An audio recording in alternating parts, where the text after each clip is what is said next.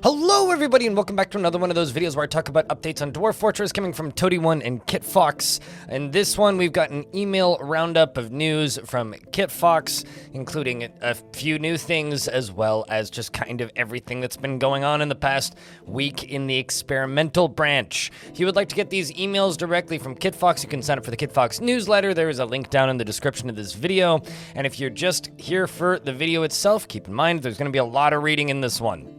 Let's dive in.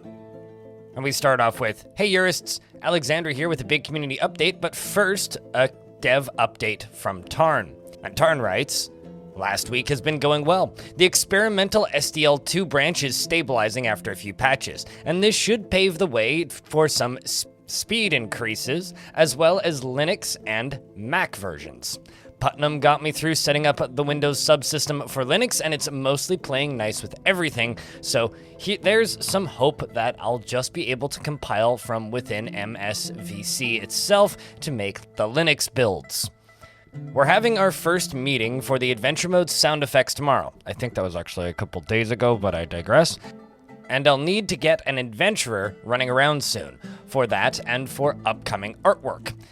So that's a simultaneous thing going on, and 50.09 is also in progress.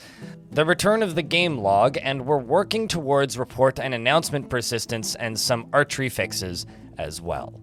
Next up, we've got some community information from Alexandra, and she writes, Dwarf gear.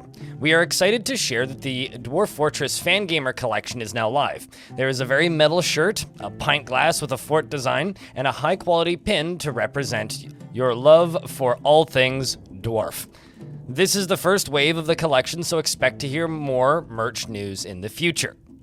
And I do also have a confirmation from Fangamer that while this is first wave of the collection, it's also not limited, so stuff's not going to sell out. So if you want that pint glass or you really want that t-shirt and you can't afford it right now, don't worry about grabbing it immediately because there will be more and stocks will resupply. Next up, Zach and Tarn did a stream with Salford Sal, and they do link the VOD here, and I will link it down in the description of this video, and all I have to really say about this video is a lot of interesting information actually came out in this video. In my interviews, we just kind of talk more broadly about the game itself.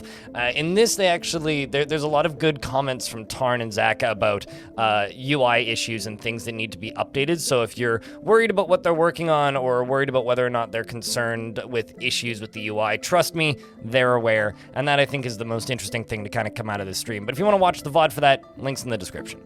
Lastly, this is something that has me stupidly excited, and that is they released the music sheets and tabs for one of the Dwarf Fortress tracks, Strike the Earth. I think that this is an absolutely huge missed opportunity. They should have released Drink and Industry, but let me just read this little piece of text here. The composer of Dwarf Fortress soundtrack, Dabu, is working on something exciting and some new secret things for Adventure Mode and more. More soundtrack for Adventure Mode, let's go.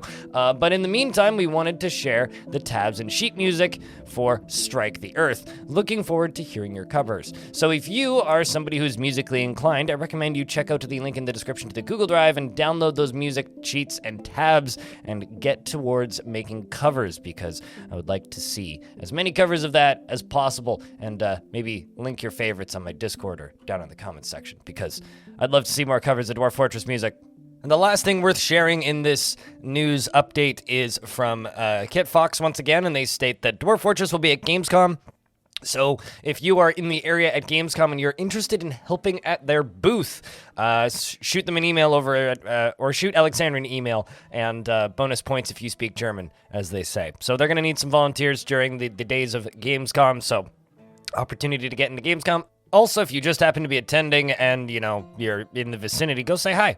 Like, do that. Thank you very much for watching this video. If you would like to see more videos like it, there's more Dwarf Fortress on this YouTube channel than you could reasonably watch in a lifetime. And I'm going to go prep for stream now, because by the time this goes up, I will be streaming in about 25 minutes. Thank you very much for watching, and I hope to see you in the next one.